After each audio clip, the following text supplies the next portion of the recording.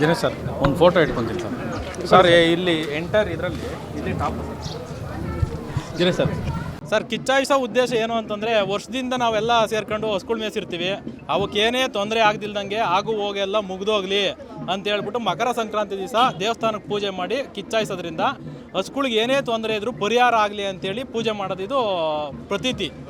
ಆಮೇಲೆ ಇತ್ತೀಚಿನ ದಿನ ಏನಾಗೈತೆ ಅಂದರೆ ಹಳ್ಳಿಕಾರನ್ನ ಬೆಳವಣಿಗೆ ಮಾಡಬೇಕು ಅನ್ನೋ ಉದ್ದೇಶದಿಂದ ಪ್ರತಿ ಮನೆಯಲ್ಲಿಗೂ ಇವಾಗ ಹಳ್ಳಿಕಾರ ಓರಿಗಳನ್ನ ಕಟ್ಟೋಕ್ಕೆ ಪ್ರಯತ್ನ ಮಾಡ್ತಾ ಇದ್ದಾರೆ. ಅದನ್ನು ಬೆಳೆಸ್ಬೇಕನ್ನೋ ಉದ್ದೇಶದಿಂದ ನಾವು ಈ ನಿಟ್ಟಿನಲ್ಲಿ ಇವತ್ತು 21 ಜೊತೆ ಹಳ್ಳಿಕಾರ ಓರಿಗಳು ಬಂದೈತೆ. 20ನೇ ವರ್ಷದ್ದು ನಾವು ಸ್ಟಾರ್ಟ್ ಮಾಡಿದಾಗ ಬರೀ 3 ಜೊತೆ 4 ಜೊತೆಯಿಂದ ಸ್ಟಾರ್ಟ್ ಮಾಡಿದ್ದ. ಇವತ್ತು 21 ಜೊತೆ ಓರಿ ಐತೆ. ಊರಿನ ಪ್ರತಿಯೊಬ್ಬರೂ ಇದನ್ನು ಸಡಗರದಿಂದ ಸ್ವಾಗತಿಸ್ತಿದ್ದಾರೆ. ಆದ್ದರಿಂದ ಯುವಕರಿಗೂ ಅಷ್ಟೇ ಪ್ರೇರಣೆ ಮಾಡ್ತಾ ಇದ್ದಾರೆ ಹಳ್ಳಿಕಾರ ಓರಿ ಕಟ್ಟಬೇಕು ಅಂತೇಳಿ. ಆಮೇಲೆ ಹಿಂದೆ ನಮ್ಮ ಹಳೆ ಜನಾಂಗ ಏನಿತ್ತು ಅವರು ಹಳ್ಳಿಕಾರ ಓರಿಗಳನ್ನ ನಶಿಸಿ ಹೋಗ ಇದು ಬಂದಿತ್ತು, ಅದನ್ನು ಪ್ರೇರಣೆ ಮಾಡಿ ಇವಾಗ ಯುವಕರಿಗೆ ಹಳ್ಳಿಕಾರ ಓರಿ ಕಟ್ಟೋಕ್ಕೆ ಪ್ರಚೋದನೆ ನೀಡ್ತಾ ಇದ್ದಾರೆ. ಇದರಿಂದ ಎಲ್ಲರಿಗೂ ಪ್ರತಿಯೊಬ್ಬರಿಗೂ ಸಂತೋಷ ಆಗೈತೆ, ಸಡಗರ ತಂದೈತೆ. ಸಂಕ್ರಾಂತಿ ಹಬ್ಬ ನಮಗೆ ಆತ್ಮೀಯವಾಗಿ ನಾವು ಸ್ವಾಗತ ಮಾಡ್ಕೊಂತ ಈ ಉತ್ಸವನ ಮುಗಿಸ್ತಾ ಬರ್ತಾ ಇದ್ದೀವಿ.